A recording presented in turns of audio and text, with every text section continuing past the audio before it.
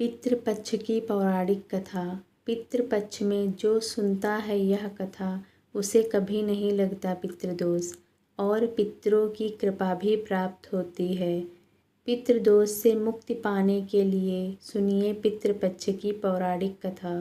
पितृपक्ष की कथा पुराणों के अनुसार जोगे और भोगे नाम के दो भाई थे। दोनों अलग अलग रहते थे। जोगे धनी था और भोगे निर्धन था। दोनों में बहुत प्रेम था। जोगे की पत्नी को धन का अभिमान था, किंतु भोगे की पत्नी बड़ी सरल हृदय की थी। पितृपक्ष आने पर जोगे की पत्नी ने उससे पितरों का श्राद्ध करने के लिए कहा, तो जोगे इस कार्य को व्यर्थ बताकर टालने लगा, किंतु उसकी पत्नी समझती थी कि यदि ऐसा नहीं करेंगे तो लोग बातें बनाएंगे। फिर उसे अपने मायके वालों को दावत पर बुलाने और अपनी शान दिखाने का यह उचित अवसर लगा। फिर वह बोली, आप शायद मेरी परेशानी की वजह से ऐसा कह रहे हैं, किंतु इसमें मुझे कोई परेशानी नहीं होगी। मैं भोगे की पत्नी को बुला लूँगी, दोनों मिलकर सारा काम कर लेंगे।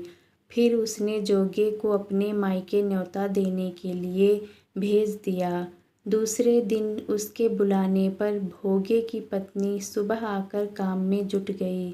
उसने रसोई तैयार की, अनेक पकवान बनाए। फिर सभी काम निपटाकर वह अपने घर आ गई।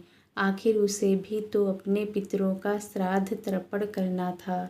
इस अवसर पर ना जोगे की पत्नी ने उसे रोका और ना ही वह रुकी। शीघ्र ही दोपहर हो गई। पितर भूमि पर उतरे। जोगे भोगे के पितर पहले जोगे के यहाँ गए तो क्या देखते हैं कि उसके ससुराल वाले वहाँ भोजन पर जुटे हुए हैं। निराश होकर वह भोगे के यहाँ गए। वहाँ पर सिर्फ पितरों के नाम पर अगियारी दे दी गई थी। पितरों ने उसकी राख चाटी और भूखे ही नदी के तट पर जा पहुँचे। थोड़ी देर में सारे पितर इकट्ठा हो गए और अपने यहाँ के श्राद्धों की बढ़ाई करने लगे। जोगे और भोगे के पितरों ने भी अपनी आप बीती सुनाई।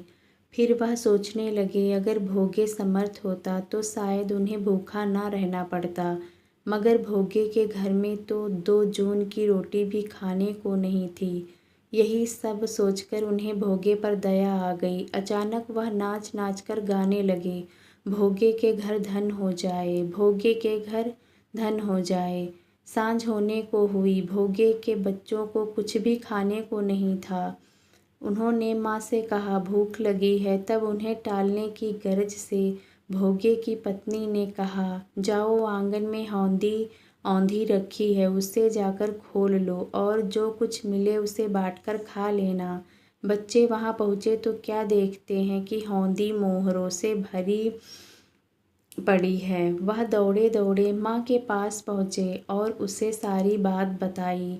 आंगन में आकर भोगे की पत्नी ने यह सब कुछ देखा तो वह भी हैरान रह गई। इस प्रकार भोगे भी धनी हो गया, मगर धन पाकर वह घमंडी नहीं हुआ। दूसरे साल का पितृपक्ष आया। श्राद्ध के दिन भोगे की पत्नी ने 56 प्रकार के व्यंजन बनाए और ब्राह्मणों को बुलाकर श्राद्ध किया और उन्हें भोजन कराया, दक्षिणा दी। जेठ जेठानी को सोने चांदी के बर्तनों में भोजन कराया। इससे पितर बहुत ही प्रसन्न तथा तृप्त हुए। दोस्तों, आपको यह कहानी कैसी लगी हमें कमेंट में ज़रूर बताना। धन्यवाद दोस्तों। राधे राधे।